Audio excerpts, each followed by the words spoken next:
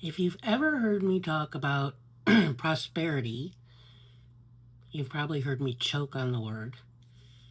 Don't get me wrong, I'm not opposed to it, generally speaking.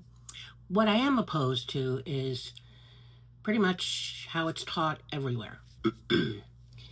And I don't know about you, but um, the moment I hear prosperity, my insides kind of go, right? They just sort of tease up. Or tease up? Is that even a word?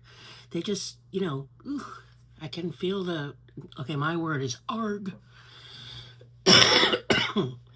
And what follows after that, when I hear somebody talking about prosperity, is about demonstration and manifestation and attraction. And there's even people, the quote unquote law of attraction. I'm sorry. Um, I don't think there is one. In fact, I'm not really big on any law, probably because I really don't live a life that's that black and white. Doesn't mean that there aren't any, right? Gravity. But maybe abundance isn't something that you attract, right? Maybe it's something that you stopped interrupting. Because most of us aren't actually lacking. I know there are times when the dollar amount in my checking account looks pretty small. Looks like it's lacking what I need to pay the bills. I'm not disagreeing with that. But we have a mentality and a culture that we live in that basically is about scarcity, about being afraid. It's very, lack, scarcity, the not enoughness, and when we're not really actually lacking. But instead, we've learned to constantly interrupt. We're constantly interfering. And the way we interfere with abundance, if you want to use that word, I'm going to use that instead of prosperity. But the way that we interfere with sufficiency, with caring, right? Because prosperity, my definition of prosperity is care, and caring is circulation, right? It's the circulation of care. So maybe we're just constantly interfering with that, with our doubts, with our overthinking, with pushing ourselves past our own capacity. When we say yes, when our body is clearly saying, no, no, no, stop, make it stop, make it stop. We think the light at the end of the tunnel is really a train, and it's not. And then, after all that, we then accuse ourselves of being misaligned. We're not in alignment with something. Pick anything. God, it's just shame. We're just shaming ourselves. And trust me, don't get me wrong, I'm as good at doing this as anybody. I also grew up here in this culture. I didn't grow up with resources, physical resources, a lot, food stamps and other things. And I grew up learning to be ashamed of those things. And in today, what it turns into is what we call misalignment. And if I would get aligned with spiritual truth or, spiritual law, then life would be different. But what if alignment is just obedience dressed in softer language? Right? What if alignment is just obedience dressed in softer language? Because honestly, what if it's not about misalignment? What if what it really is self abandonment? When I hear the word alignment, I can't help where my mind goes, and yours may not go here, but it's almost like someone says alignment, and I want to, I better sit up straight, like get your spine in alignment. I understand that, there's definitely such a thing as having that kind of alignment for your health, but that's not the kind I'm talking about. I'm talking about, that, but there's this internal thing when I hear the word alignment, like to, sort of ramrod straight. And there's something out of alignment that I need to get straight. And maybe it's not.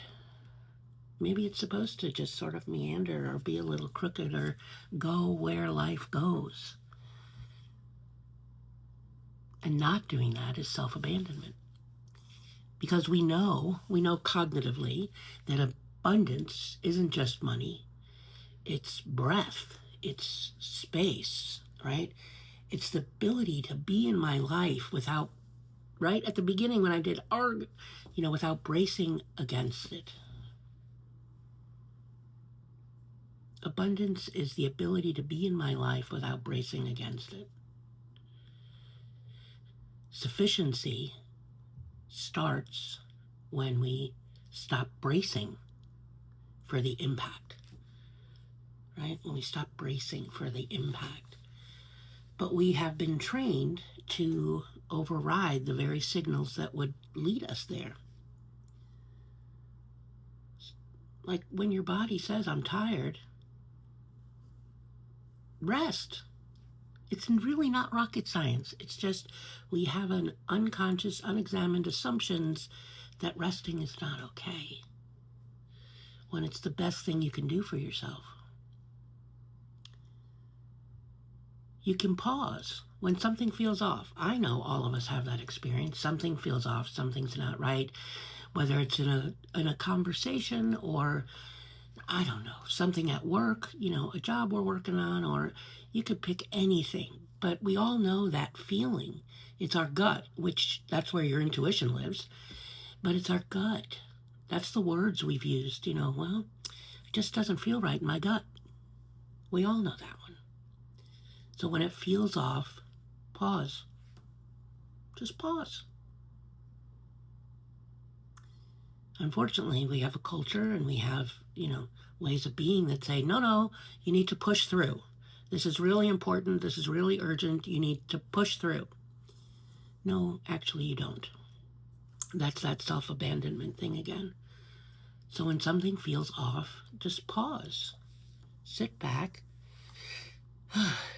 Stop trying to override the very signals that would lead you where you really want to be. How you want to feel, not even where you want to be, but how you want to feel, how you want to be in your life. Here's a good one. Practice saying no. That's it, no. You don't need an explanation. Someone asks you to do something, asks you for a favor. Just because somebody asks me for a favor doesn't mean I have to say yes. I can say, let me get back to you. But we've been taught like, oh no, that would be rude. It's not rude. It's not laziness. Doesn't mean you don't care. It's actually caring for you. It's the explanation part. I think most of us can say no, but then we got to tell the person why I'm saying no. There's always a dissertation that follows. And honestly, when someone does that, if I ask someone something and they respond with a no, but then they start down this, down a PhD of why, I'll interrupt them 5-10 seconds in. I'm like, I don't need an explanation. No is enough. No is sufficient. If no is your answer, then no is your answer. You'll breathe easier. There'll be more space. So maybe the question is, how do I attract more? That's not the question. How do I attract more? Manifest, demonstrate. That's not what the question is. The question is, where am I interrupting what's already here? Where am I interrupting what's already here?